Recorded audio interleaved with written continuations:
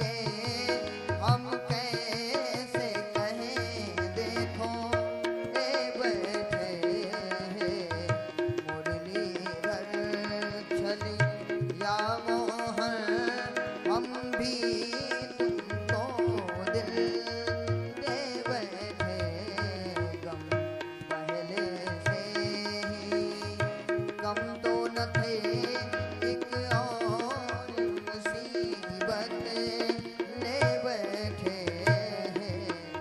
मुरलीधर।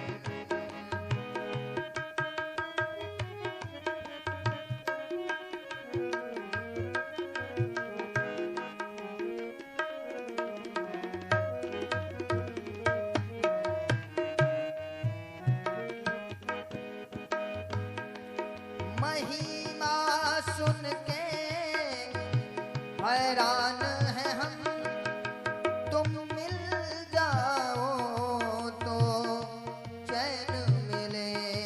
महिमा सुन के हैरान है हम तुम मिल जाओ तो चैन मिले। मन खोज के भी तुम्हें पाता नहीं मन खोज के भी तुम्हें पाता नहीं तुम हो कि उसी मन में बैठे मुरलीधर छली या मोहन हम भी तुमको दिल दे बैठे गम पहले से ही गम तो न थे एक और मुसीबत ले बैठे मुरलीधर छली या मोहन हम भी तुमको दिल दे बैठे मुरलीधर।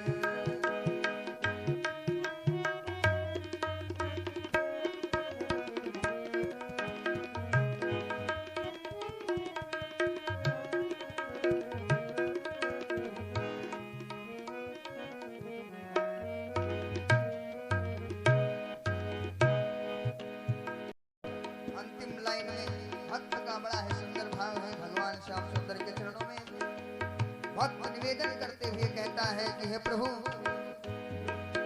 राजेश्वर राजा राम तुम्ही प्रभु योगेश्वर घनश्याम तुम्ही।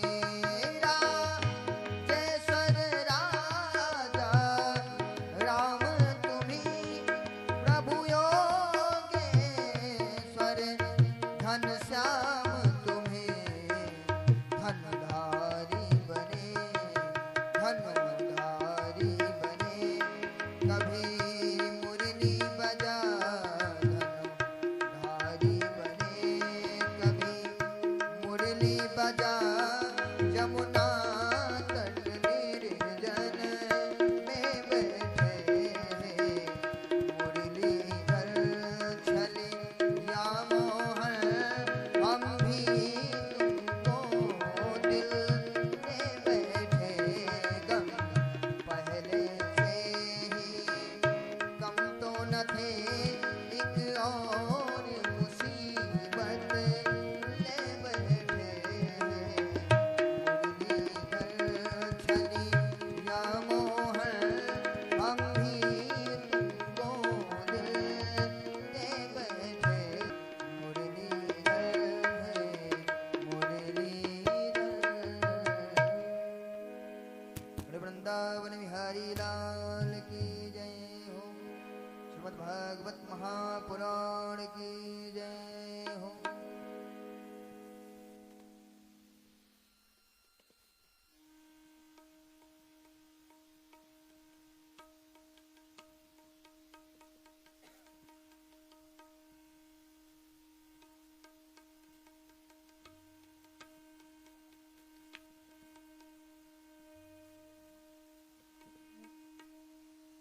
बोले श्री सद्गुरुदेव भगवान की जय हो। श्री व्यास जी महाराज की जय हो।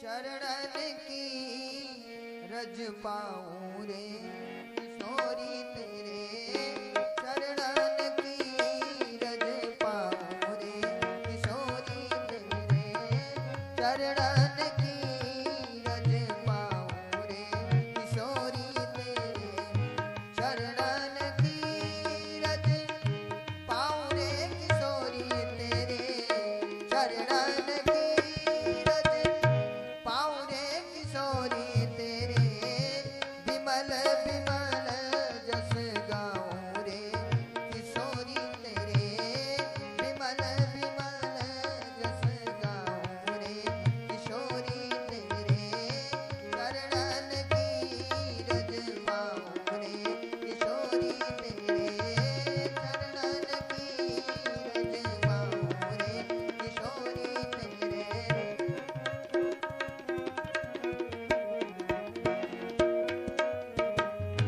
बैठ रहो कुंजन के कोने, बैठ रहो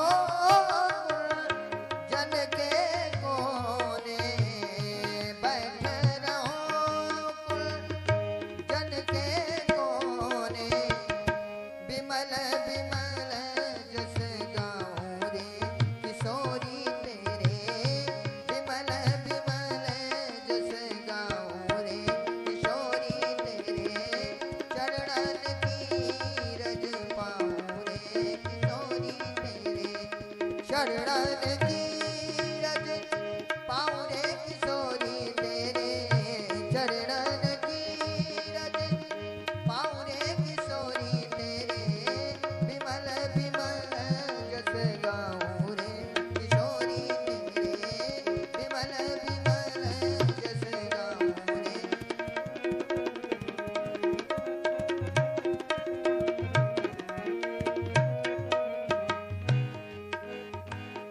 व्यास स्वामिनी की छवि निरखत, व्यास स्वामिनी की छवि निरखत, व्यास स्वामिनी की छवि निरखत, चरणन में बल जाऊं रे किशोरी तेरे, चरणन में बल जाऊं रे किशोरी तेरे, चरणन की रज पाऊं रे किशोरी तेरे, शरणन की रज पाऊं रे किशोरी तेरे, चरणन की रज पाऊं रे किशोरी तेरे, चरणन की रज पाऊं रे किशोरी तेरे, चरणन की रज पाऊं रे किशोरी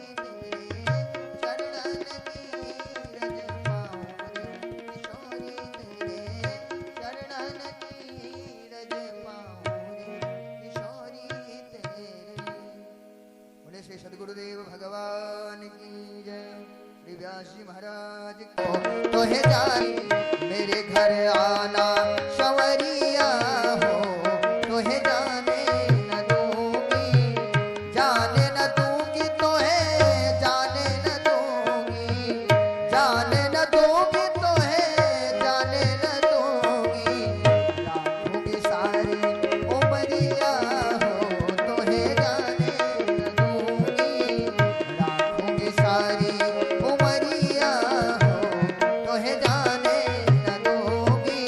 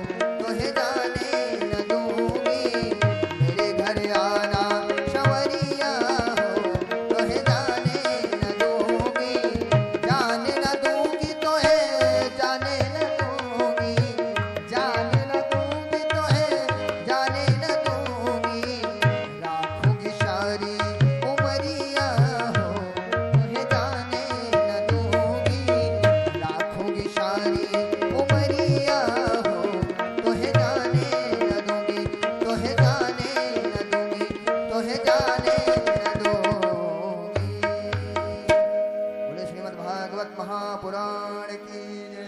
श्री व्यासी महाराज की जय। जय जय श्री सीताराम। जय जय श्री राधे श्याम।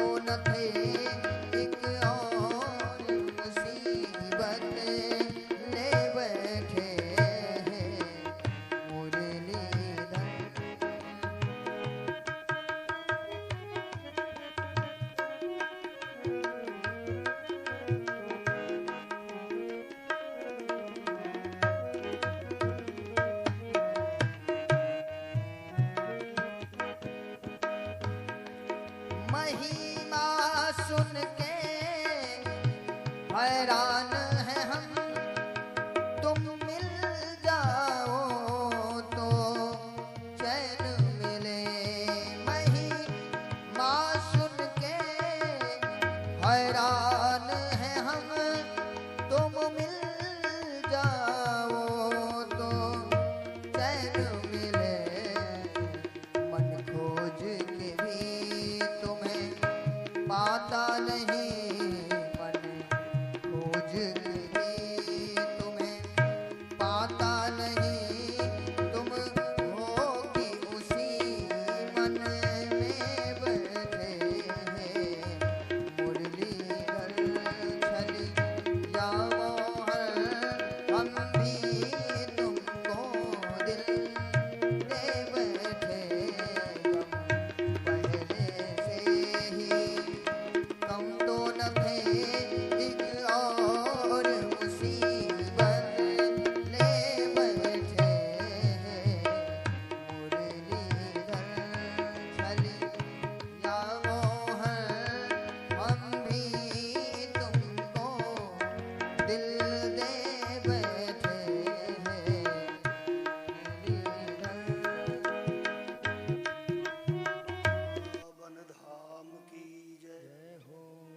श्रीमद् भागवत महापुराण की जय। जय हो। हरि ओम। मंगलम कौशलेन्द्राय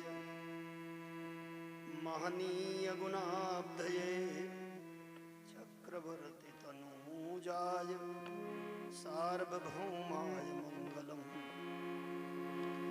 चिदचिद्भ्यां विशिष्टाय शिष्टपक्ष सुरक्षणे सच्चिदानन्दरूपाय राघवेन्द्राय मंगलम्। नूतन जलधर रुचये गोपवधूटी दुकूल चौराय, तस्मै कृष्णाय नमः। संसार महीरुहस्य बीजाय, वंशी विभूषित करा नवनीरदाभात पीतांबरादरुणबिंब फलादरोष्ठात् मृदु सुंदर मुखादर विंद नेत्रात् कृष्णात् परं किमपि तत्त्वमहं न जाने। नारायणं नमस्कृत्य नरं चैव नरोत्तमं देवीं सरस्वतीं व्यासं ततो जयमुदीरयेत्। नीलाम्बरधरो राधा पीताम्बरधरो हरिः जीवने निधने नित्यं श्रीराधा कृष्णौ गतिर्मम।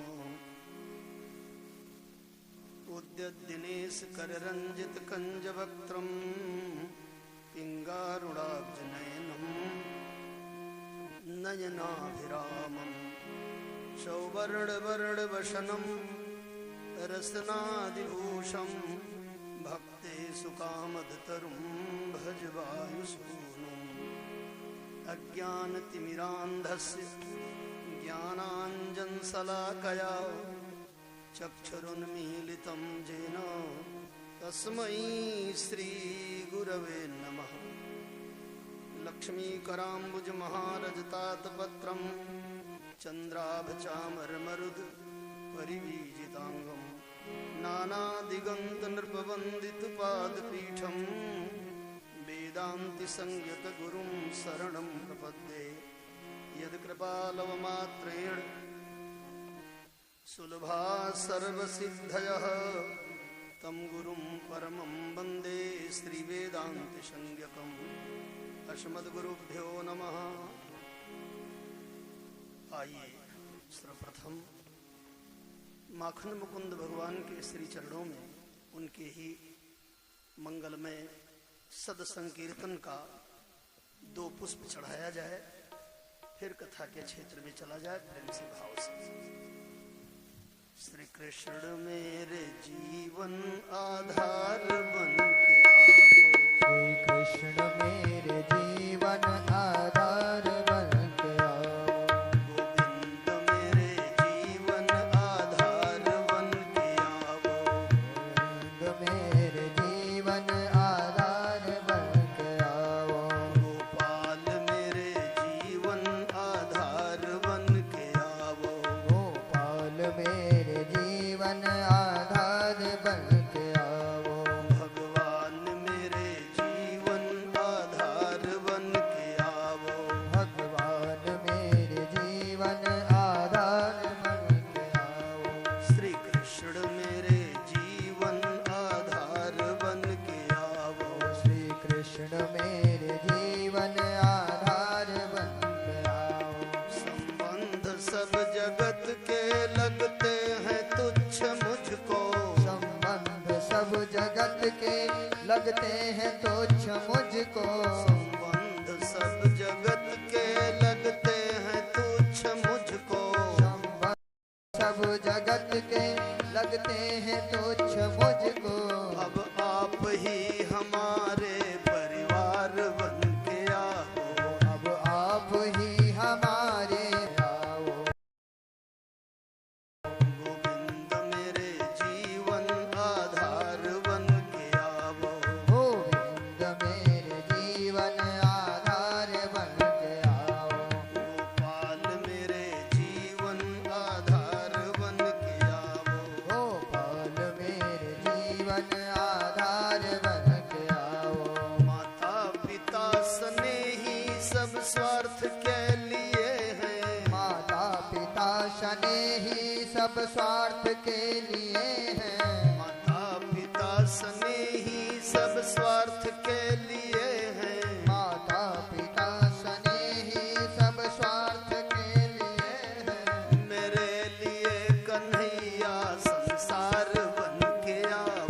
मेरे लिए कन्हैया संसार बन के आओ।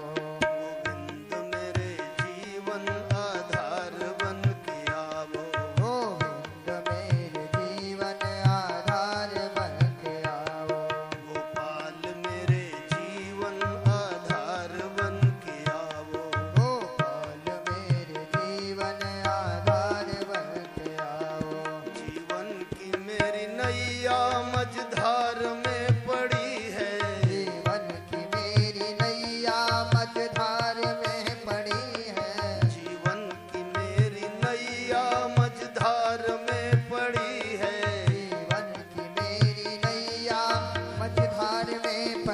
है। करके कृपा सहारा पतवार बन के आओ, करके कृपा सहारा पतवार बन के आओ।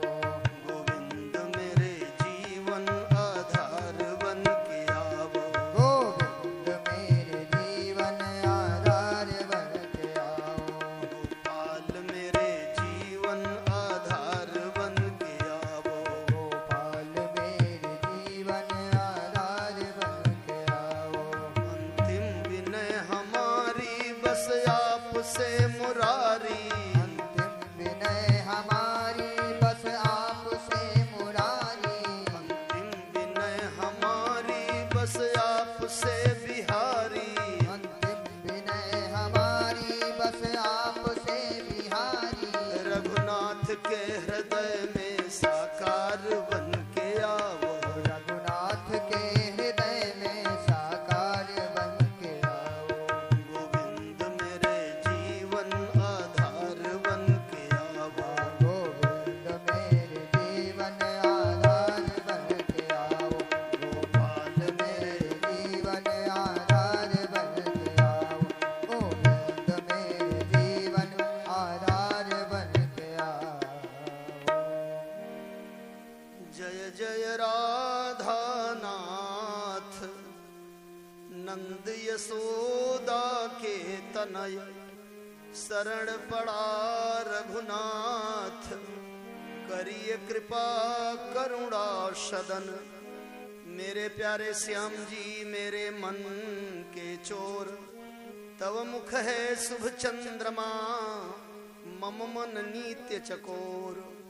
व्यास व्यास नंदन चरण बिनवो बारंबार, जिन सुनाई श्री हरि कथा कियो जगत उद्धार।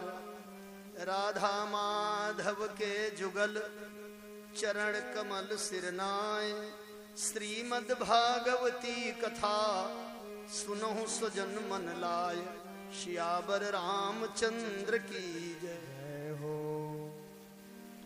श्री राधा मुकुंद भगवान की करुणा कृपा से आज इस स्थान पर ये जो चिकित्सालय है, हॉस्पिटल है, समर्पण institute of nursing and paramedical sciences Lucknow, ये सभागार, ये स्थान अतिशय पावन हो गया है।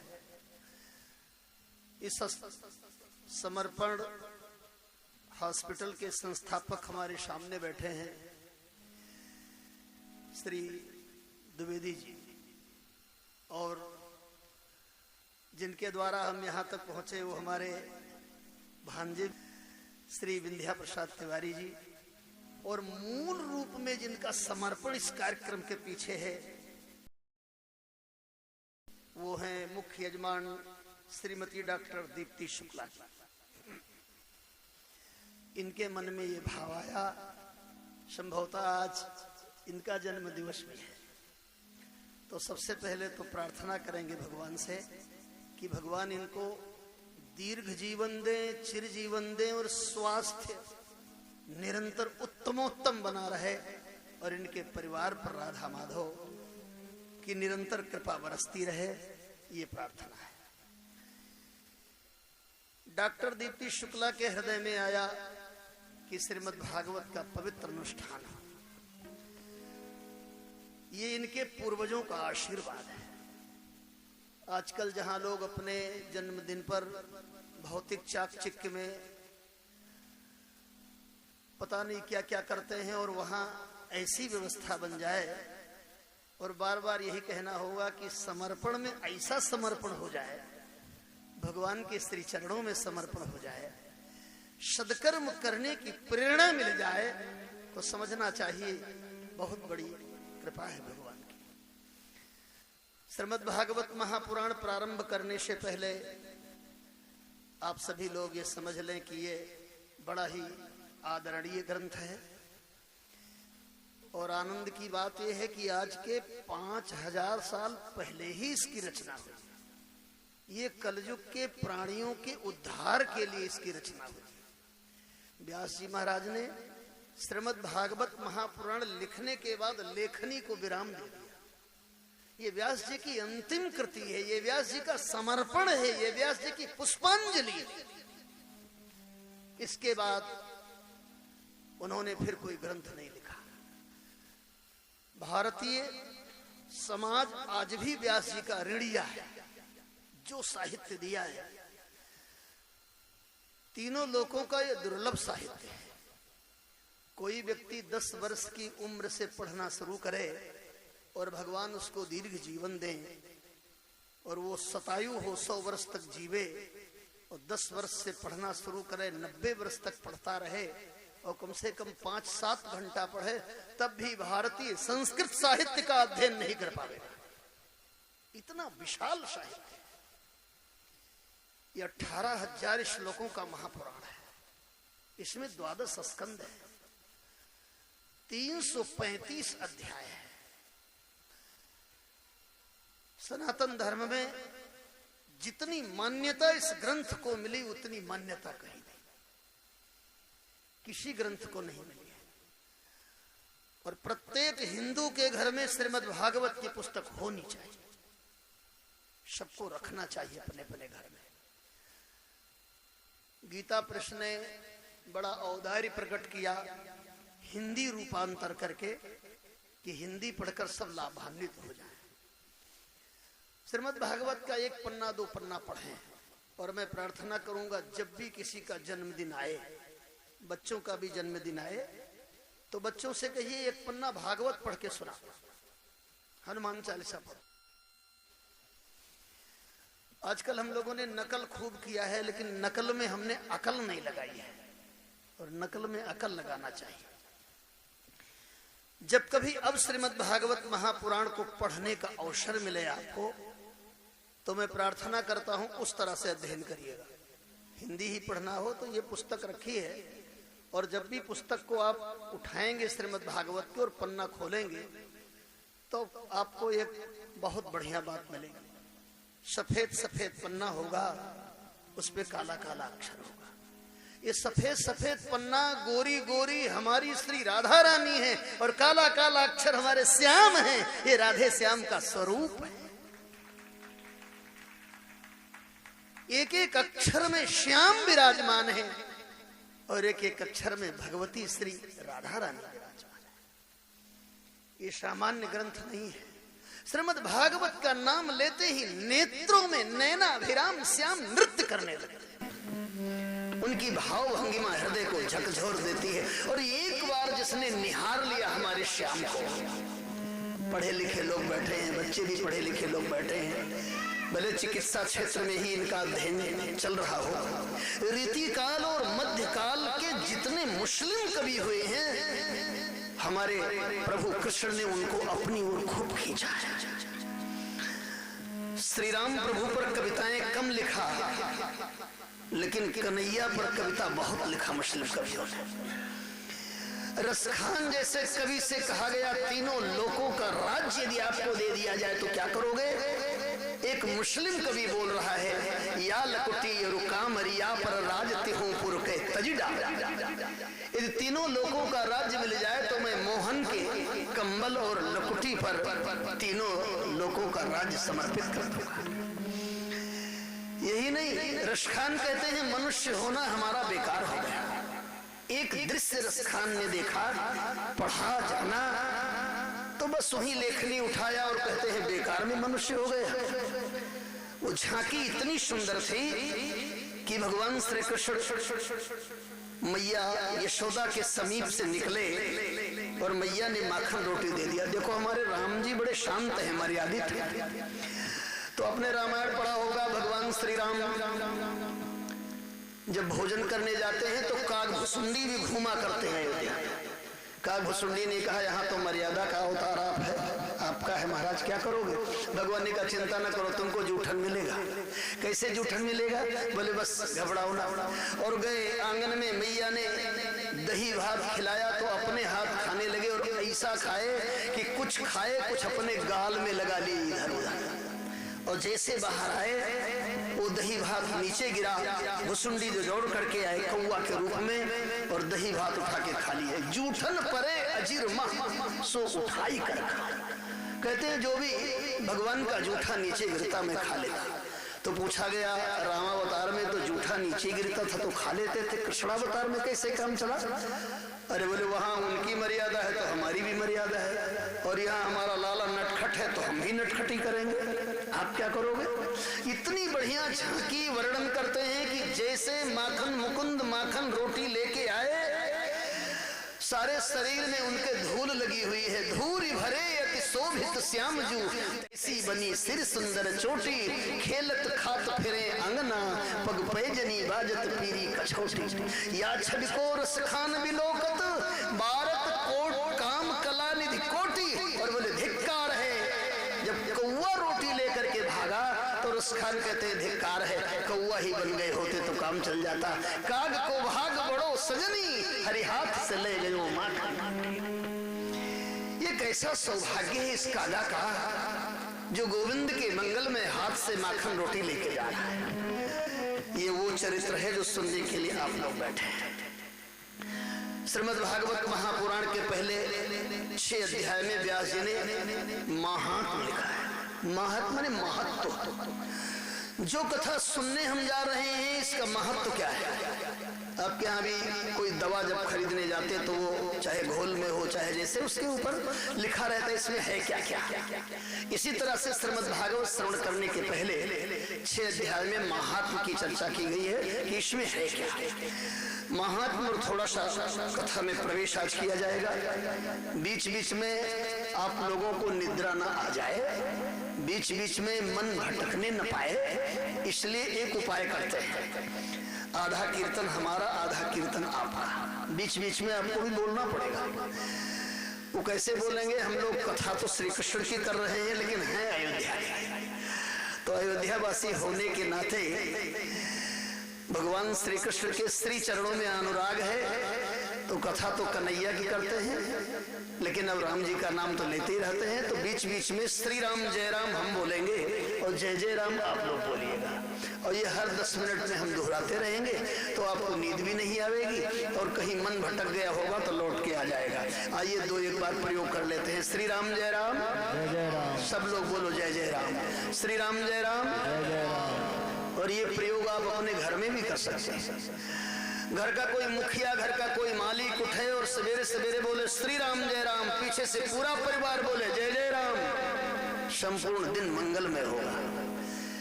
घर से निकलो, कोई सामने मिल गया, बोलो श्री राम जय राम, उधर से आवाज आई जय जय राम, तो समझो पूरा दिन आनंदित होगा। श्री राम जय राम, जय जय राम। महात्म में हम प्रवेश करें। व्यास जी महाराज ने बड़ा सुंदर श्लोक लिखा है, उसको आप लोग भी बोले, हम बोल रहे हैं, पीछे से आप लोग भी बोलेंगे, अच्छा लगेगा। सच्चिदानंद रूपाय, सच्चिदानंद रूपाय, सच्चिदानंद रूपाय, सच्चिदानंद रूपाय, विश्वोत्पत्त्यादि हेतवे, विश्वोत्पत्त्यादि हेतवे, तापत्रय विनाशाय, तापत्रय विनाशाय, श्री कृष्णाय वयं नुमः, श्री कृष्णाय वयं नमः, श्री कृष्णाय वयं नुमः, श्री कृष्णाय वयं नमः। हम भगवान श्री कृष्ण को प्रणाम करते हैं। सबसे पहले प्रणाम करना सिखाया गया। ये प्रणाम करने की व्यवस्था भगवान ने केवल मनुष्य को दिया है। कुछ बातें हम लोगों को भगवान ने गिफ्ट में दिया है। प्रणाम करना, कथा सुनना, हाथ जोड़ना, हंसना, ये पशुओं को नहीं मिला है। चाहे जितना महंगा कुत्ता खरीद के ले आओ लेकिन वो बेचारा हंस नहीं सकता। चाहे जितना महंगा कुत्ता खरीद के ले आओ बेचारा बोल नहीं सकता, अपनी अभिव्यक्ति नहीं कर सकता है।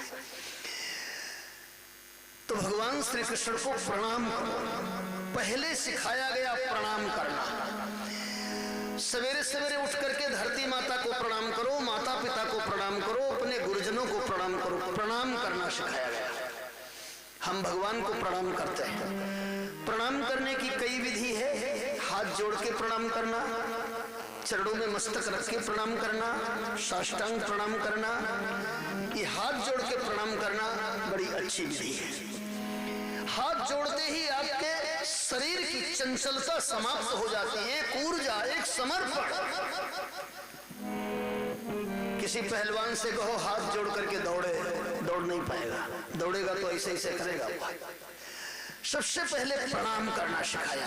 भगवान सूर्य को नित्य प्रणाम करते, ये प्रगट देवता है, इनके लिए कहीं मंदिर वंदिर में नहीं जाने की जरूरत है, बराबर प्रतिदिन समय से आ जाते हैं। प्रणाम करो, प्रणाम करना सिखाया। किनको प्रणाम करें? बोले सच्चिदानंद रूपाय, जो सच्चिदानंद है। सच्चिदानंद माने, सच्चिदानंद का अर्थ होता है जहां सच्चा आनंद मिले वही खोल करके बैठना चाहिए।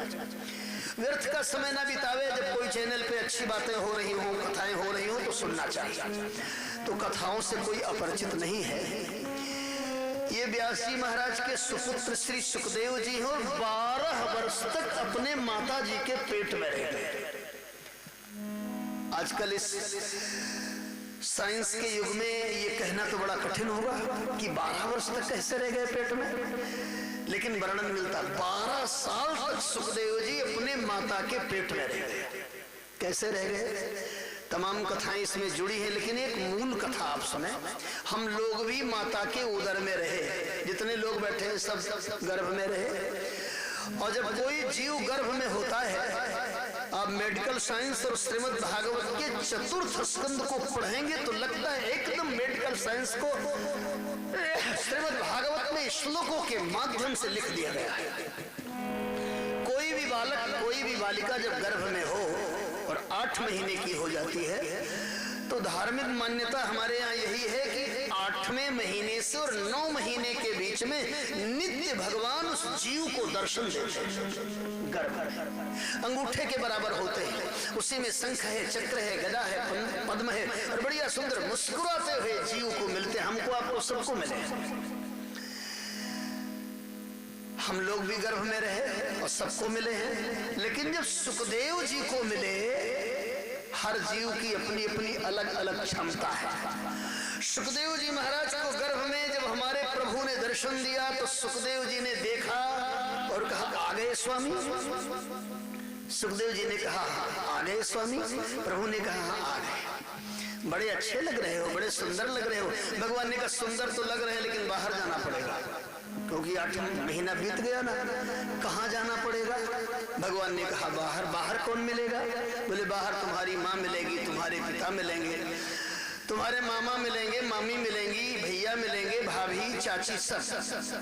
सुखदेव जी ने कहा, आप? भगवान ने कहा, हम तो नहीं मिलेंगे। सुखदेव जी ने कहा, हम आपसे मिलने आए हैं श्याम, हम संसार से मिलने नहीं आए, हम आपसे मिलने के लिए गर्भ में आए हुए हैं। भगवान ने कहा, तो हम ऐसे बाहर नहीं मिलते।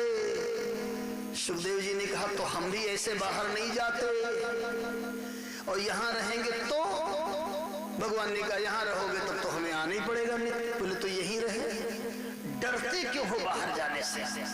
सुखदेव जी ने कहा, डर लगता है जैसे वर्षा ऋतु में भी, वर्षा ऋतु आ रही है, यदि पानी बरसने लगे और किसी पात्र में आप जल को ऊपर ही ले लीजिए तो बड़ा निर्मल होगा। वो कई फिल्टर से अच्छा जल होता है जो ऊपर से बरसता है और धूली में ना मिले। ऐसे जब तक ये जीव गर्भ में रहता है, भगवान के सानिध्य में रहता है, तब तक इसकी पावनता बनी रहती है। और जैसे बाहर आता है, माया की हवा लगती है, ये सब भूल जाता है। प्रभु यही डर लग रहा है कि जैसे बाहर जाएंगे जैसे संसार वाले हमसे रिश्ता जोड़ने लगेंगे। और आप लोगों ने अनुभव किया होगा, एक बच्चा पैदा हुआ, बच्चा पैदा हुआ तो कहाँ कहाँ करके रो रहा है, तब तक बाबा ने कहा नाती आ गया, मामा ने कहा भांजा आ गया, चाचा ने कहा भतीजा। उसको पता ही नहीं हम किसके भांजे, किसके नाती, किसके पोता, और दुनिया वाले डोरा डालने लगे, ये हमारा भांजा, ये हमारा भतीजा। सुखदेव जी कहते हैं, महाराज इस माया से मैं बचना चाहता हूँ। हे स्वामी, हमको माया से बचा लो, नहीं ये माया हमें पकड़ लेगी और यहाँ रहोगे तो?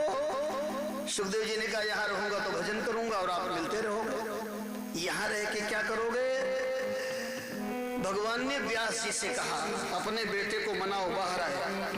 अरे इतने कुछ कुशाग्र बुद्धि के सुखदेव जी थे कि गर्भ में थे, व्यास जी बाहर विद्यार्थियों को पढ़ाते थे। अब पढ़ाते पढ़ाते कोई ऐसा शब्द भूल जाए तो गर्भ से ही सुखदेव जी कह देते थे, पिताजी ऐसे नहीं ऐसे। अब विद्यार्थी चौंक जाए कि आवाज कहां से आ रही है। व्यास जी ने कहा, बेटा बाहर आ जाओ, तुम्हारे महतारी को पीड़ा हो रही है, कष्ट हो रहा है, बहुत दिनों से ढो रही है।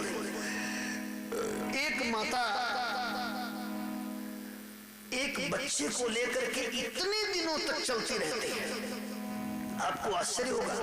एक मांस पिंड को एक माता 9-9 महीने तक अपने गर्भ में धारण करती है और जन्म लेने के बाद बच्चे जब माता से तू मैं करने लगते हैं तो संस्कृति कराहने लगती है।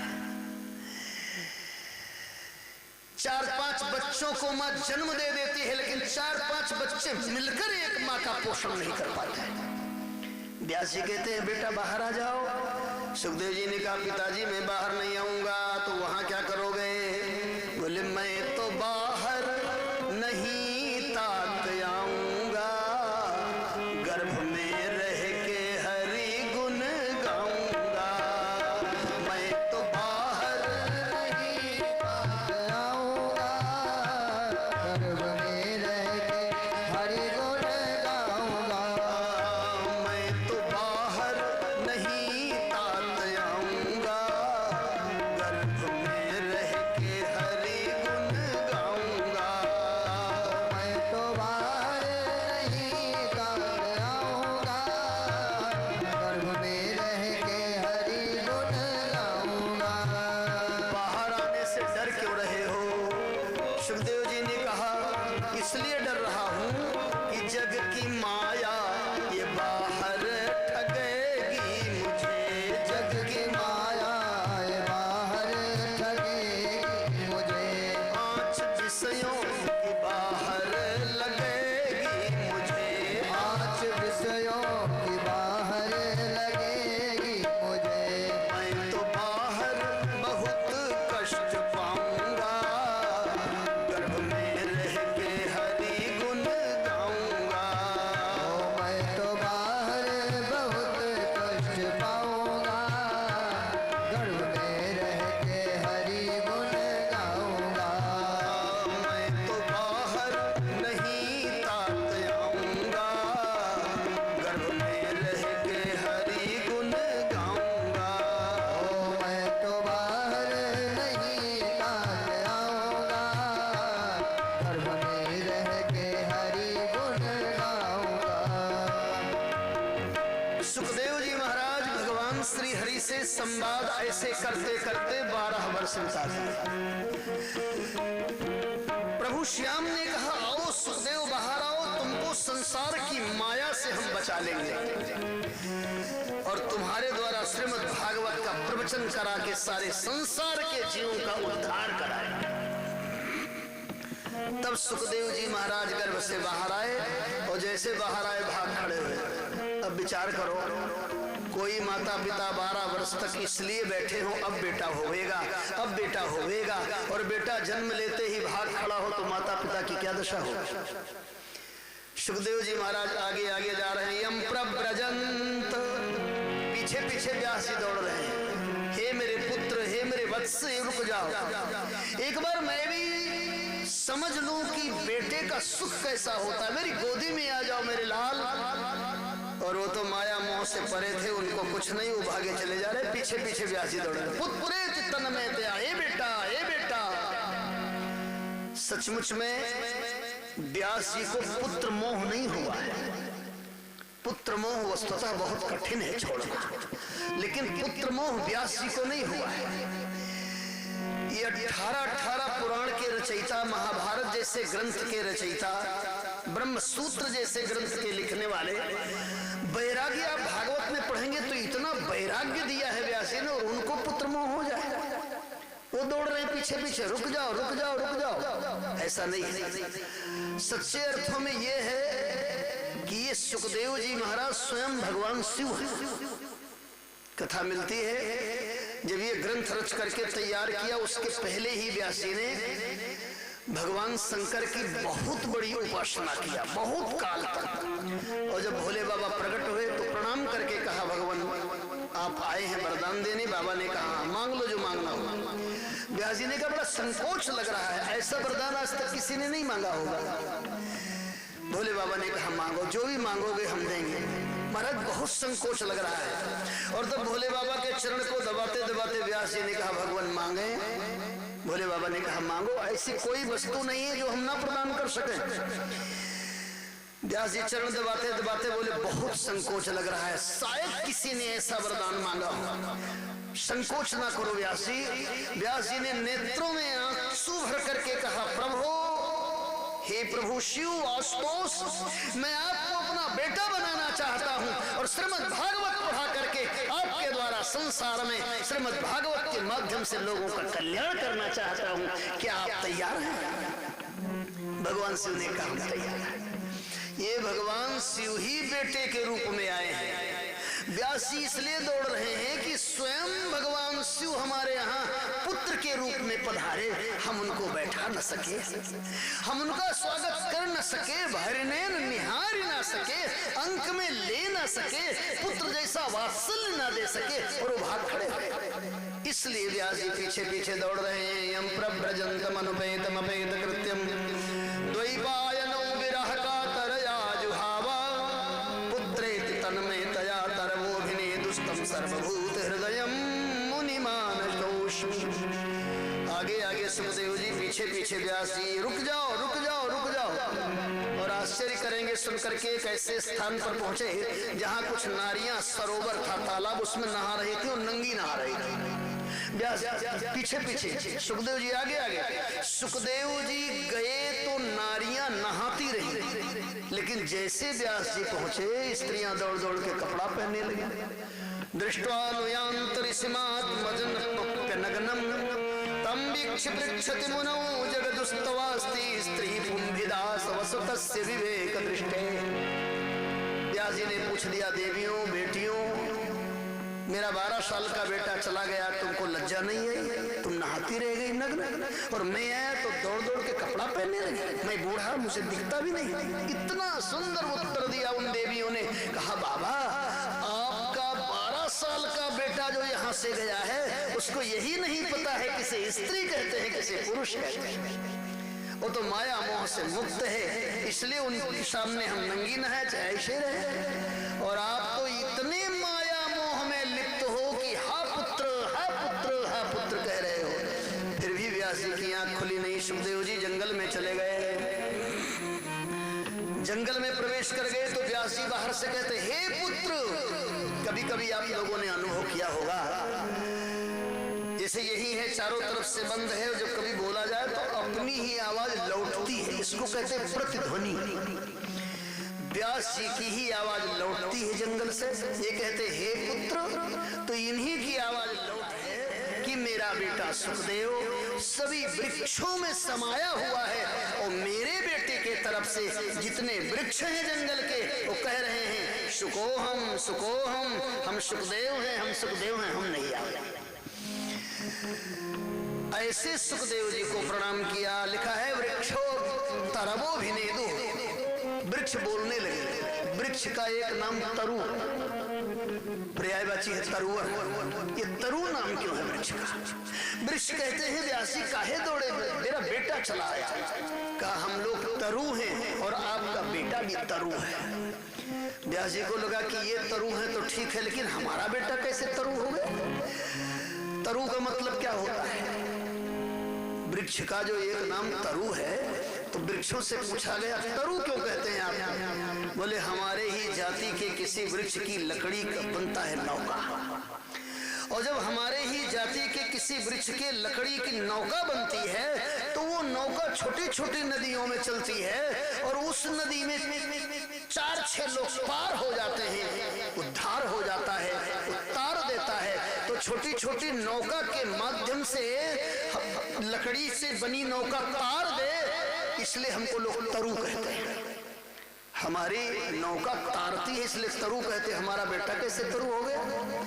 अब वृक्ष देखिए, ये जितने जड़ पदार्थ हैं ये भी चिन्मय हो जाते हैं गोविंद की लीला। ये सब बोलते उत्तर देते हैं, भले हम लोग ना समझ पाए, लेकिन ये सब जीवधारी है। वृक्षों ने कहा हम तो एक सामान्य लकड़ी की नौका बनते हैं और तब 10-5 लोग तर जाते हैं, आपका बेटा इतनी बढ़िया एक नौका लाने वाला है जिसका नाम श्रीमद् भागवत होगा, और तब कलयुग के सभी प्राणी उस नौका पर बैठ करके और संसार सागर से पार हो जाएंगे। इसलिए आपका बेटा भी तरु है। तरवो विनेदु तम सर्वभूत हृदयम मुनिमानतोष्मि। ऐसे सर्वभूत हृदय सुखदेव जी को प्रणाम किया। अब भूमिका बनाई जा रही है। नैमिषे सूतमासीनाय विवाद्य महामतिम कथामृत रथास्वादा कुशलः शौनको ब्रवीत। शौनक जी से सूत शौनक का संवाद है। कलयुग आ गया है, द्वापर गया है, उस समय की घटना है। जितने ऋषि महर्षि थे सब ब्रह्मा के पास गए, बोले महाराज कलयुग आ रहा है। तब कलयुग में तो वायु भी दूषित हो गई, कोई ऐसा पवित्र स्थान बताइए जहां हम लोग आपकी चर्चा करते रहे, क्योंकि हमने जीवन में यही अध्ययन किया है, सत्संगो भवभंजना। जहां भगवान की चर्चा होती है वहां कलयुग का प्रवेश नहीं होता है कोई पवित्र स्थान दुनिया में? ब्रह्मा जी ने कहा एक मैं चक्र छोड़ रहा हूं और इसी चक्र के पीछे पीछे चले जाओ। जहां इस चक्र की नेमी शीर्ण हो जाए, नेमी कहते धुरी को, हिंदी में उसको आप धुरी जानते हो, जिसके आधार पर ऐसे चलता है, उसी को संस्कृत में नेमी कहते हैं। जिस स्थान पर चक्र की नेमी शीर्ण हो जाए उसी स्थान को पवित्र मान लेना। ये शौनक जी महाराज की जो चर्चा चल रही है, शौनक जी का एक बहुत बड़ा विश्वविद्यालय था। ये शौनक जी उसके कुलपति थे। ये जो आप लोग विश्वविद्यालयों में कुलपति सुनते हैं, तो हमारे संस्कृत में बताया गया कुलपति किसे कहते हैं। मुनीनाम 10,000 योन्नदानात् पोषयेत् अध्यापयति गोविंदम शासौ कुलपति स्मृताः। कम से कम 10,000 महात्माओं का जो पालन पोषण करे और अध्यापयति गोविंदम, जो भगवान को पढ़ावे, भगवान को बतावे, उसको कहते हैं कुलपति। शासौ कुलपति स्मृताः। श्री राम जय राम जय जय राम। तो चलता फिरता विश्वविद्यालय शौनक जी का है। शौनक जी महाराज ब्रह्मा जी से बोले और ब्रह्मा जी ने चक्र छोड़ दिया। जहां इस चक्र की नेमी शीर्ण हो जाए उस स्थान को पवित्र मान लेना। आगे आगे चक्र चला है, चक्र के पीछे पीछे 88,000 महात्मा चले हैं। और जब चक्र उत्तर प्रदेश में आया, सारी वसुधा भ्रमण करके सीतापुर के एक जंगल में, तो वही उस चक्र की नेमी शीर्ण हो। अरण्य माने जंगल। यस्मिन नरणे चक्र नेमी शीर्यते। जिस जंगल में चक्र की नेमी शीर्ण हो जाए उसको कहते हैं नैमिषारण्य। नैमिषारण्य को पवित्र स्थान मान लिया हो। कभी आप लोग गए होंगे नैमिषारण्य? गए? अच्छा, तो ये वही की तब तो और पवित्रता है भाई, ये नैमिष की है। तो ये बड़ा सुंदर संयोग है। वो चक्र नीचे गया, घूमती गंगा आज भी वहां पानी घूमा करता है। नहाने वाले जाते हैं, निषेध है, लेकिन नहाने वाले जाते हैं। आज भी कुछ लोग घूमते हैं और कुछ जल भी घूमता है। उसी स्थान को पवित्र माना गया। बड़ा सुंदर जंगल, हरे हरे वृक्ष, एक बट वृक्ष, बट वृक्ष के नीचे एक भद्रवेदी। उस भद्रवेदी पर हमारे सूत जी महाराज बैठे।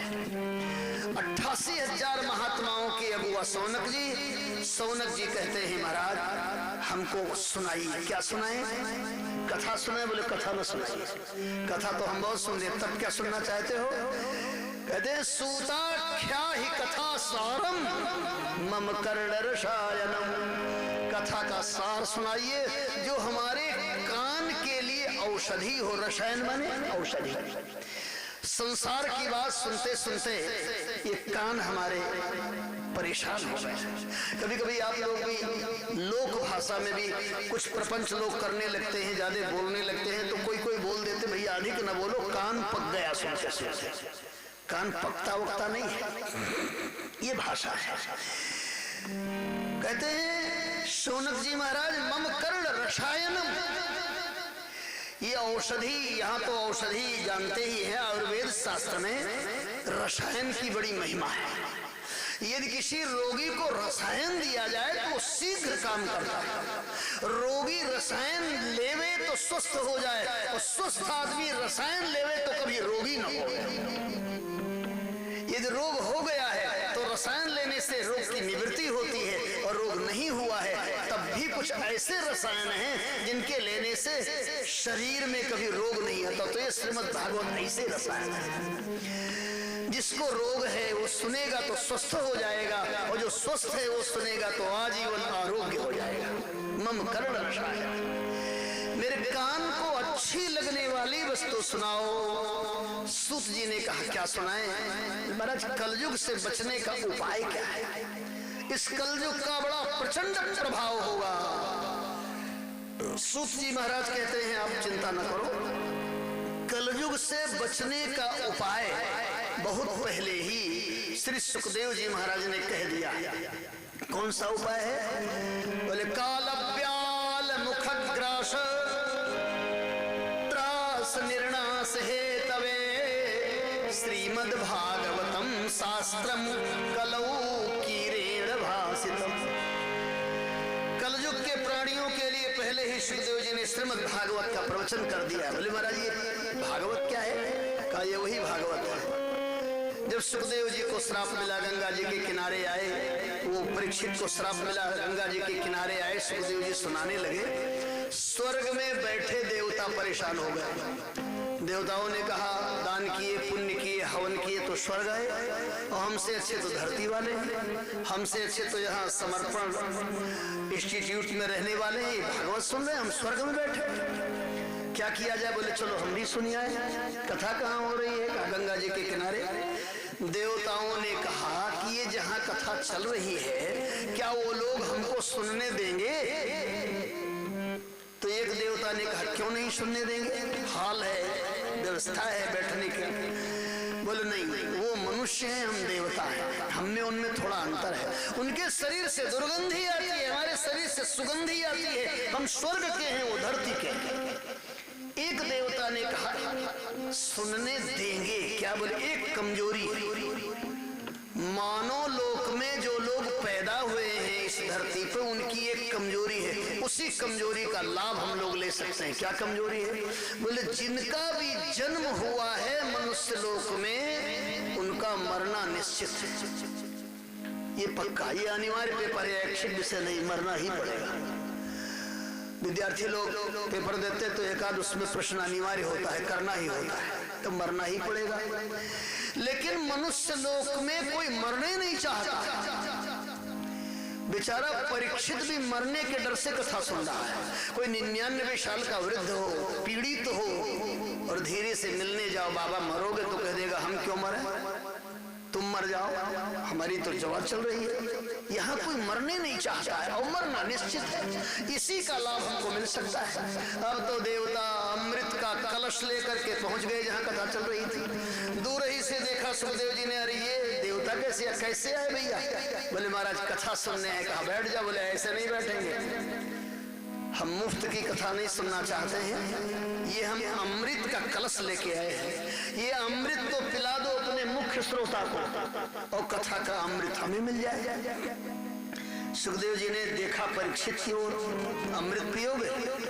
अब परीक्षित के भी मन में आया अमृत मिल जाए तो क्या बात। परीक्षित ने कहा महाराज तो मिल जाएगा। बोले तो हम बंद करें? कहा नहीं, आप ना बंद करो, आप ही बताओ। परीक्षित ने इशारा किया सुखदेव जी को, और सुखदेव जी ने देवताओं से कहा बुद्धिमान देवता अमृत की क्या विशेषता है? बोले महाराज यदि आपका यजमान परीक्षित अमृत पीवेगा तो अमर हो जाएगा। सुखदेव जी ने कहा आप लोग अमर हो? हम लोग तो अमर है, रहते हैं स्वर्ग में। अच्छा अमर हो तो भागते क्यों हो? कहाँ भागते हैं? आपने पढ़ा होगा रामायण, रावण आ रहा है, हल्ला हो गया स्वर्ग में, देवताओं ने कहा भागो, आ रहा है। कंस पहुंच गए, बोले भागो। अमर हो तो भागते क्यों हो? देवताओं ने कहा बड़ी मुसीबत तो यही है, मरेंगे नहीं, बीचे में कचूमर निकालता रहेगा, इसीलिए भागना पड़ता। तो क्या चाहते हो तुम परीक्षित को करके? बोले महाराज आपके श्रोता को अमर बना दें। अकेले इनको कि पूरे परिवार को? बोले नहीं नहीं, अकेले इन्हीं को। सुखदेव जी ने कहा बुद्धिमान देवताओं, एक आदमी मरे ना और उसके सामने सब मरते चले जाए तो अकेले जी के क्या करेगा। और ये कलयुग आ रहा है, सुखदेव जी ने कहा देवताओं कलयुग आ रहा है, ये मशीन का युग और विज्ञान का युग होगा। कहीं हल्ला हो गया हस्तिनापुर का परीक्षित अमर है तो इतना अधिक वैज्ञानिक पहुंच जाएंगे परीक्षित के पास में, अमर है कैसे। तो क्या चाहते हो इनकी सारी शरीर इंजेक्शन से छेद दी जाए, ये पता लगाया जाए कि इनका अमरत्व है कहां से, यही करने आए हो। चलो यहां से, ये तुम्हारा अमृत दीर्घ जीवन देता है और भागवत की कथा दिव्य जीवन देती है। तो दिव्य जीवन बढ़िया है कि दीर्घ जीवन बढ़िया है, इसलिए दिव्य जीवन बढ़िया है। श्रीमद् भागवतम पुराणम अमलम यद वैष्णवानाम। यदि श्रीमद् भागवत की मंगलमयी कथा किसी जीव के जीवन में उतर जाए तो उसको मृत्यु की चिंता नहीं होती है। देवता चले गए, अनाधिकारी समझ करके देवताओं को सुखदेव जी ने श्रीमद् भागवत की कथा नहीं दिया। ये वही पावन कथा है। शौनकाद ऋषि कहते महाराज तो इसकी उत्पत्ति कहां से, ये प्रारंभ कहां से। बोले एकदा तो विशालाया, एक बार विशाला माने बद्रिकाश्रम में 4 महात्मा बैठे थे, सनक, सनंदन, सनातन, सनत कुमार। ये भगवान शंकर के भी बड़े भाई हैं। इन चारों का एक काम है कथा सुनना, कथा मात्रिक जीविना। एक कथा कहता है 3 सुनते हैं, वो थक जाता है तो दूसरा शुरू कर देता है, फिर 3 श्रोता हो जाता है। ये सृष्टि के आदि मानव हैं, सबसे पहले ब्रह्मा जी ने इन्हीं को बनाया। और जब इन चारों की रचना किया तो ब्रह्मा जी ने कहा पुत्रों, बोले हाँ पिताजी, अब तुम भी बड़े हो जाओ, ब्याह करो, तुम्हारे बच्चे हो तो दुनिया ऐसे बढ़ेगी। चारों ने हाथ जोड़कर कहा पिताजी हम विवाह नहीं करेंगे और ना हमारे बच्चे होंगे, हम तो ऐसे ही परोपकार करेंगे, कथा करेंगे। बोले नहीं बेटा, इसीलिए तुमको प्रकट किया है कि कम से कम सृष्टि आगे बढ़ेगी। चारों ने कहा पूज्य पिताजी कितने बड़े हो जाएंगे तो विवाह करना पड़ेगा। अब बोले 20 साल 25 साल के हो जाओगे तो विवाह करना पड़ेगा। अच्छा कितने छोटे रहे तो विवाह नहीं होगा। बोले 5 साल के रहोगे तो विवाह नहीं होगा। चारों ने कहा तो हम प्रतिज्ञा करते हैं पूरी जिंदगी 5 ही साल के रहे। आज भी वो 5 ही साल के और 5 साल के हैं तो चाहे जहां चले जाए नंगे धड़े, उनको कोई चिंता नहीं। ये चारों बैठ करके कथा कर रहे थे, एक कथा कर रहा है, 3 सुन रहे हैं। इतने में नारद जी दिखाई पड़े। नारद जी को देखा इन चारों ने। नारद जी जल्दी जल्दी चल रहे हैं। नारद जी के शरीर पर कुछ उदासी है, चेहरा मलिन है। चारों ने पूछ दिया, एक ने पूछ दिया कथम ब्रह्मन दीन मुखा, आपका चेहरा उदास क्यों। संत कभी उदास नहीं होता है। एक ने पूछ दिया त्वरितम गम्यते कुत्र, जा कहां रहे। एक ने पूछ दिया आ कहां रहे। जैसे कभी कभी विद्यार्थी परीक्षा देने जाते तो 4 बैठते हैं परीक्षक, एक विद्यार्थी। अब ये चारों एक एक प्रश्न पूछ रहे हैं, उत्तर देने वाले अकेले नारद जी। महाराज जा कहां रहे हो, चेहरा मलिन क्यों है, आ कहां से रहे हो, चिंता कैसी है। अब नारद जी ने अपना सब कुछ कहना शुरू किया, क्यों चिंता कर रहे हैं। नारद जी ने कहा चारों महात्माओं आपको प्रणाम करके मैं अपनी व्यथा बता रहा हूं। संत की भी व्यथा होती है क्या। बोले है व्यथा, क्या व्यथा है। नारद जी कहते हैं बैकुंठ छोड़ करके मैं धरती पर आ गया और धरती पे घूमने लगा तो रंगनाथ, जगन्नाथ, केदारनाथ सब जगह गया, हमें शांति नहीं मिली। हमने देखा क्या कि कलयुग आ गया है और धरती के लोग बिगड़ गए हैं। क्या देखा। बोले घरों घरों में जाकर के देखा अट्टसूला जनपदा शिवशूला द्विजातया कामिन्या केशशूलिन्या, चारों तरफ हाहाकार हो रहा है। तरुणी प्रभुता गे श्याल को बुद्धिदायका।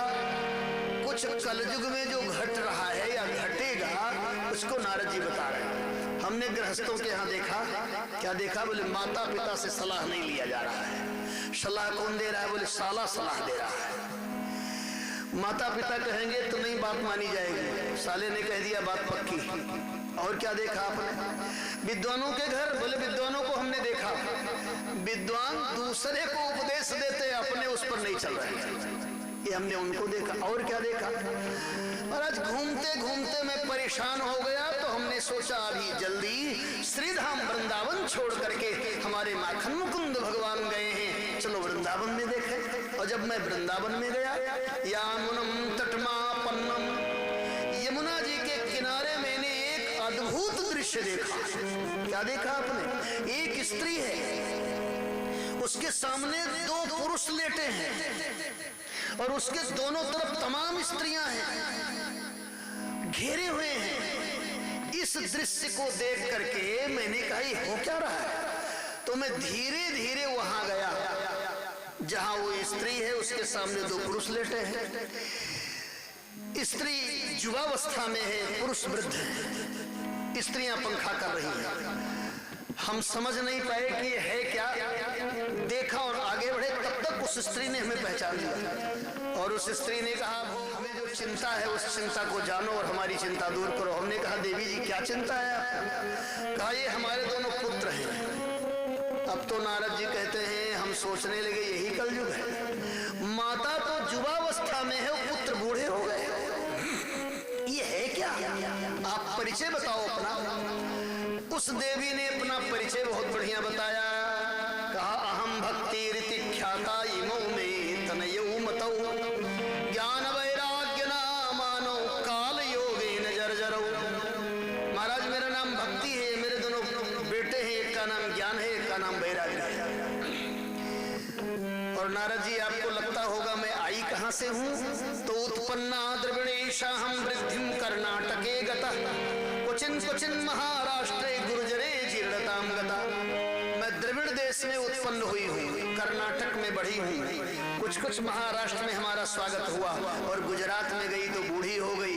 और दोनों बच्चों को लेकर के जब वृंदावन में आई तो वृंदावन में मैं जवान हो गई लेकिन मेरे बेटे बूढ़े हो गए।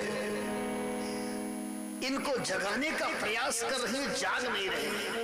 नारद जी को बड़ा आश्चर्य हुआ। नारद जी कहते हैं हमने भी उनको जगाने का प्रयास किया, वेद ध्वनि किया, शंख ध्वनि किया।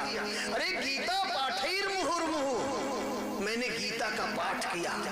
वो थोड़ा सा जगे और गिर गए। भक्ति निराश हो गई। जेत जगत मायाम यस्य काया धवस्ते वचन रचन मेकम केवलम चा कलैया ध्रुपद मपिया तो यत्कृपातो ध्रुवयम सकल कुशल पात्रम ब्रह्मपुत्रम नतोष्मि। हे ब्रह्मपुत्र श्री नारद जी, जब आपके जगाने से हमारे बेटे नहीं जगे, अब इनके जगाने का उपाय क्या है? हमने कहा देवी चिंता न करो, वो परमात्मा वो भगवान कहीं नहीं गए हैं जिन्होंने द्रौपदी के चीर की रक्षा किया है। मैं जाता हूँ और जहां जहां बड़े बड़े सिद्ध महात्मा मिलेंगे उनसे एक ही प्रश्न करूंगा, गीता का पाठ करने से जो ज्ञान वैराग्य नहीं जगाए उनको जगाने का उपाय क्या है? और सबसे बड़ी बात हमें तब लगी जब भक्ति ने कहा नारद जी यदि ये मेरे दोनों बेटे नहीं जगे तो मैं एक काम करूंगी। हमने कहा क्या करोगी देवी?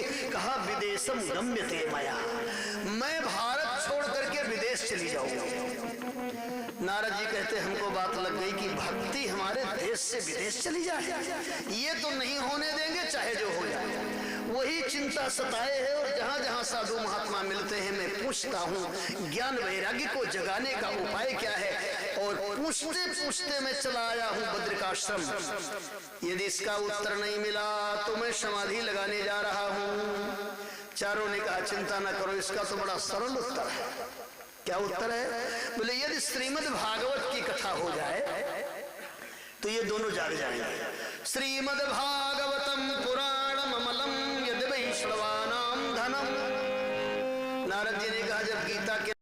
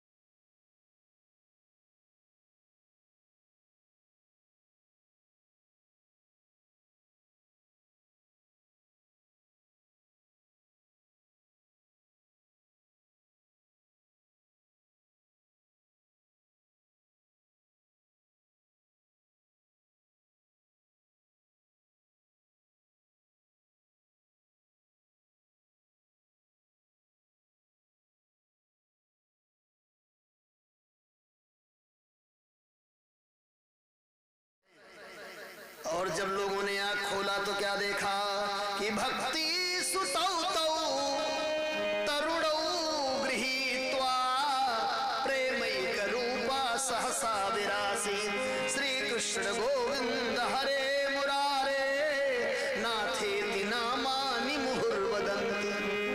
लोगों ने देखा कि भक्ति सुतौ तौ, भक्ति महारानी दोनों पुत्रों को लेके आ गई। कैसे?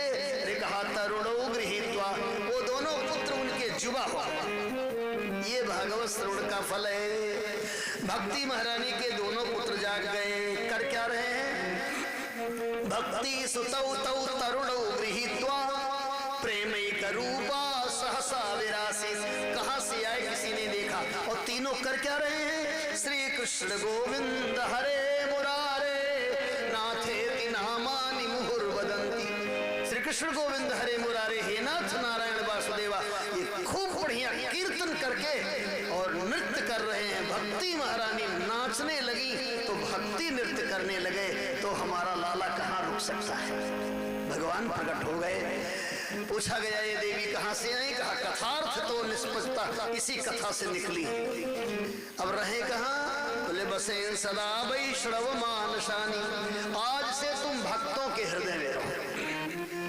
ये श्रीमद् भागवत कथा सुनने का प्रथम फल हुआ ज्ञान का जागना, वैराग्य का जागना, भक्ति का नृत्य करना। नारद जी ने धीरे से कहा महाराज ज्ञान जग गया, वैराग्य जग गया, धरती का भी कोई पापी तरा, जैसे वकील लोग कभी कभी दलील देते हैं। तब कथा एक ब्राह्मण की आई, आप लोगों ने सुना होगा खूब। आत्मदेव नाम के ब्राह्मण है, उनकी पत्नी का नाम धुंधुली है। बड़े विद्वान हैं, बड़े धनाढ्य हैं। भागवतकार कहते हैं इतने धनाढ्य हैं, बहुत संपत्ति इनके पास है। एक कमी है, न पुत्रो नयो पुत्री, शायद कोई संतान नहीं है। पंडित आत्मदेव जी इतने विद्वान हैं, इतने धनाढ्य हैं। पत्नी जो उनकी धुंधुली है तो अच्छे खानदान की, लेकिन कुछ पंडित जी से विपरीत है। वो जो कुछ कहते हैं उसके उल्टे समझती है। तो पंडित जी का भी अभ्यास पड़ गया है, उल्टे कहा करके काम लेने लगे। जैसे प्रयाग स्नान करने जाना है और कह दे जाना है तो कह दे नहीं जाना है, तो एक महीना पहले से ही कहने लगते अब की बार प्रयाग नहीं जाना है, तो कहीं नहीं जरूर जाना है। अब ऐसे समझ गए थे तो इसी तरह काम चलाने लगे। संतान नहीं है। एक दिन अपने पत्नी से बोले देवी घर संभालना, मैं जंगल में जाता हूँ, कोई साधु महात्मा का दर्शन हुआ और उनका आशीर्वाद संतान प्राप्ति के लिए मिला, तब तो आऊंगा, नहीं वहीं भजन करूंगा। जंगल में आए, दोपहर का समय, प्यास लगी, किसी सरोवर के समीप में बैठ के पानी पी रहे थे और रो रहे थे, भगवान ने हमें संतान नहीं दिया। तब तक एक सन्यासी महात्मा उधर से दिखाई पड़े। जंगल में कोई संत मिले हैं, संत दर्शन कल्याणकारी होता है। ऐसा सोच करके संत की ओर बढ़े। महात्मा जी ने पूछ दिया कौन हो भैया? बोले महाराज मैं ब्राह्मण हूँ, मेरा नाम आत्मदेव है, भगवान मेरे कोई संतान नहीं। और कहाँ तक कहे पाल्यते यार मया धेनो बंध्या सर्वथा भवे, मैंने एक गाय पाला तो गाय ने भी बच्चे का जन्म नहीं दिया। अरे मैंने वृक्ष लगाया तो वृक्ष में फल नहीं आया। महाराज बहुत दुखी हूँ, संतान के लिए आया। सन्यासी महात्मा ने कहा देखो संतान के लिए परेशान न हो, एक बेटा वो भी परेशान, 100 बेटा वो भी।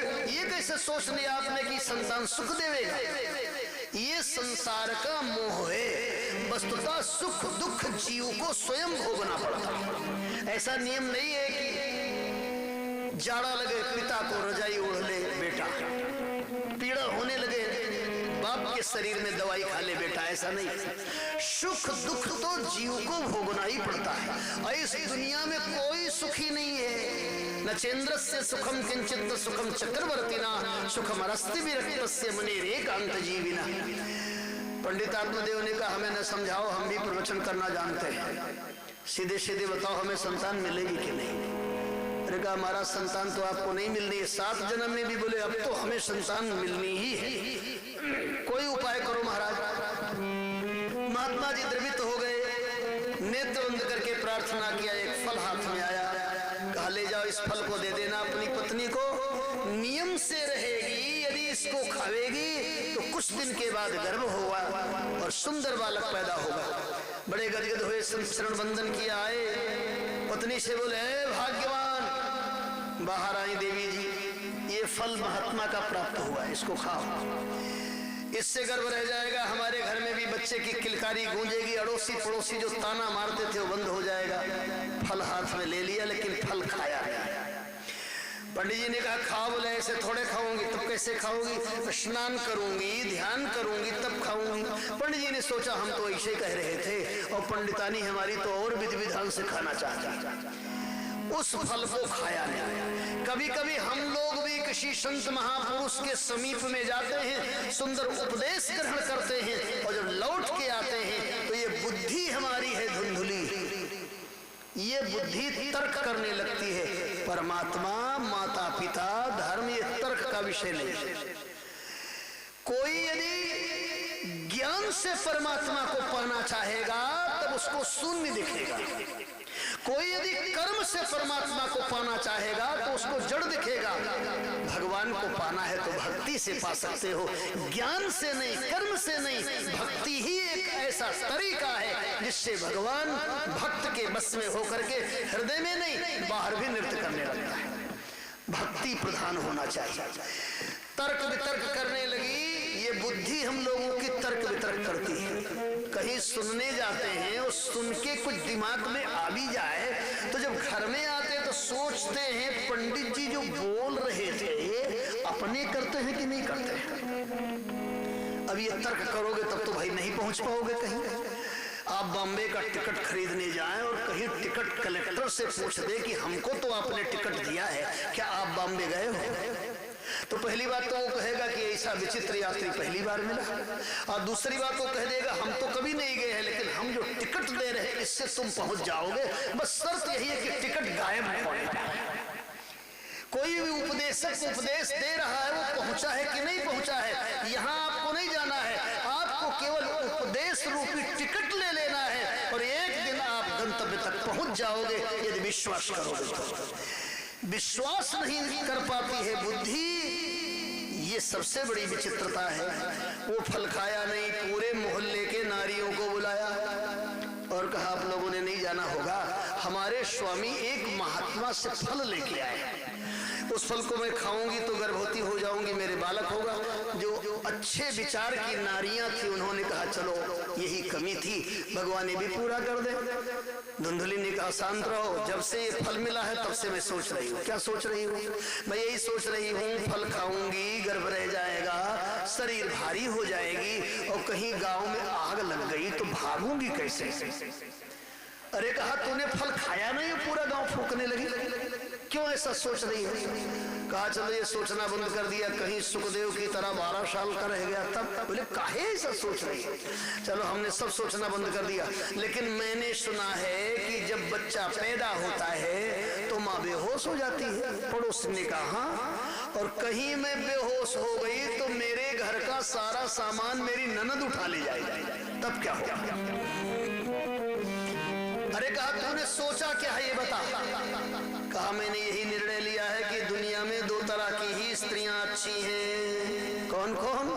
मैं श्लोक पढ़ूंगा, हिंदी नहीं कहूंगा। कहती है मेरे विचार से बंध्या व विधवा नारी सुखिनी चेत में मति। मेरे विचार से यही दोनों प्रकार की स्त्रियां सुखी हैं। और तर्क वितर्क करके फल खाया।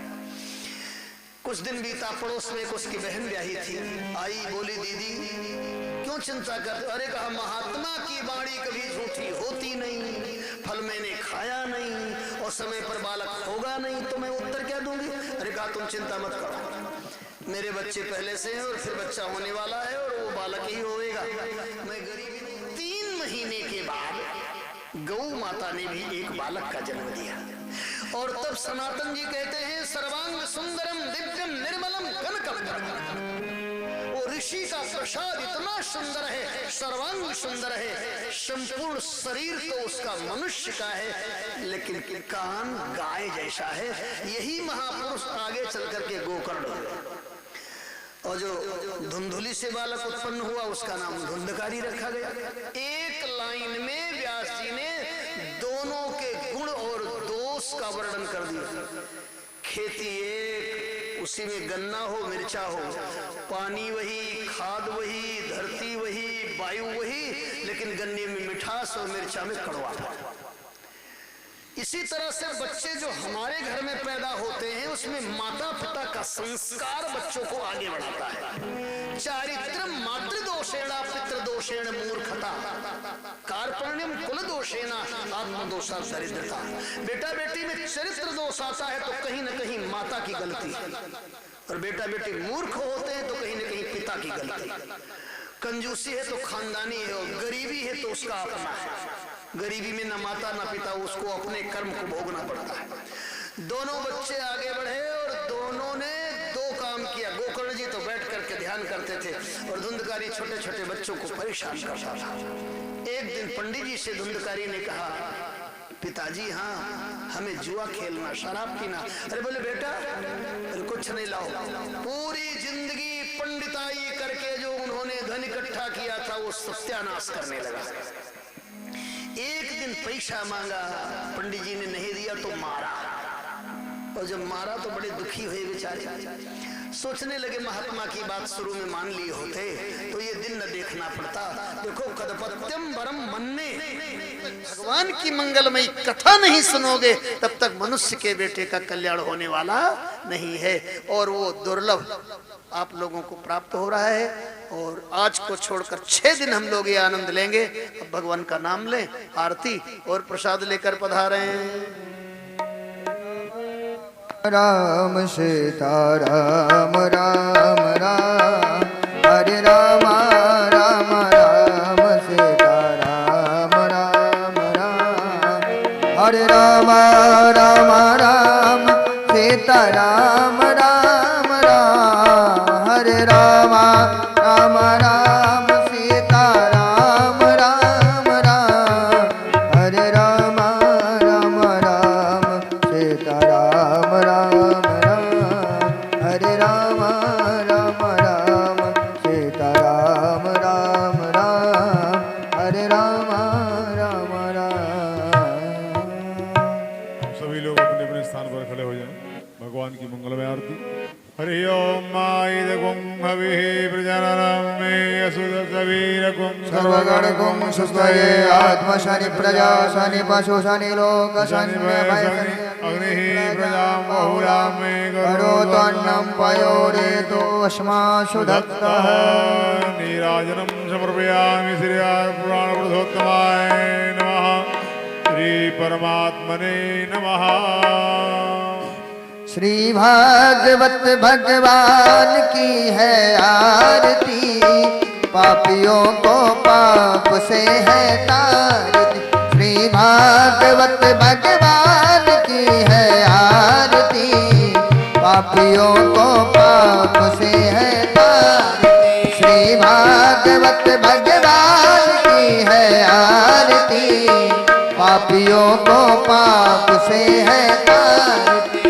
अमर ग्रंथ ये मुक्त पंथ पंचम वेद निराला, नव ज्योति जगाने वाला। अमर ग्रंथ ये मुक्त पंथ पंचम वेद निराला, नव ज्योति जगाने वाला। हरि राम यही, हरि राम यही, हरि राम यही, हरि राम यही। जग के मंगल की आरती,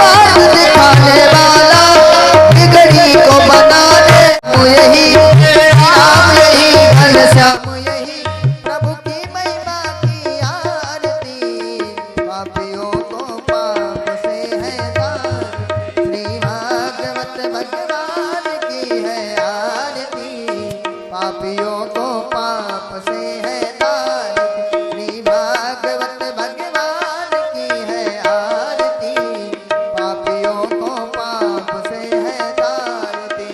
कर्पूर गौरम करुणावतारम संसार सारम भुजगेंद्रहार सदा वसंतम हृदयारविंदे भवम भवानी सहितं नमः।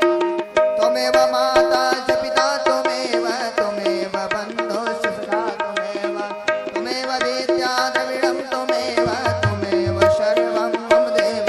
श्री भागवत भगवान की है आरती, पापियों को पाप से है तारती। श्री भागवत भगवान की है आरती, पापियों को पाप से है तारती। श्री भागवत भगवान की है आरती, पापियों को पाप से है तारती।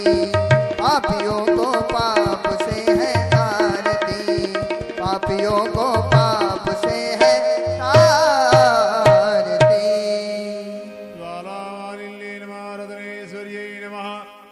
नीराजनं समर्पयामि श्रीपुराणप्रथोत्तमाय नमः। श्रीपरमात्मने नमः। जलेन शीतलीकरणं नीराजनग्रहणं हस्ते पुष्पाण्यादाय करो सम्मुखीकृत्य मन्त्रपुष्पाञ्जलिः। हरि ओं महाजनेन यज्ञमयजं देवास्थानि धर्माणि प्रथमान्यासन्नातेहनाकं महिमानः सचन्द्रजितपूर्वे सद्यः सन्ति देवा। सुगन्धपुष्पाणि यथा कालोद्भवानि च पुष्पाञ्जलिर्मया दत्त गृहाण परमेश्वरः। प्रार्थनापूर्वकं मन्त्रपुष्पाञ्जलिः समर्पयामि। पुरुषोत्तमाय नमः। मंगलमूर्तये नमः।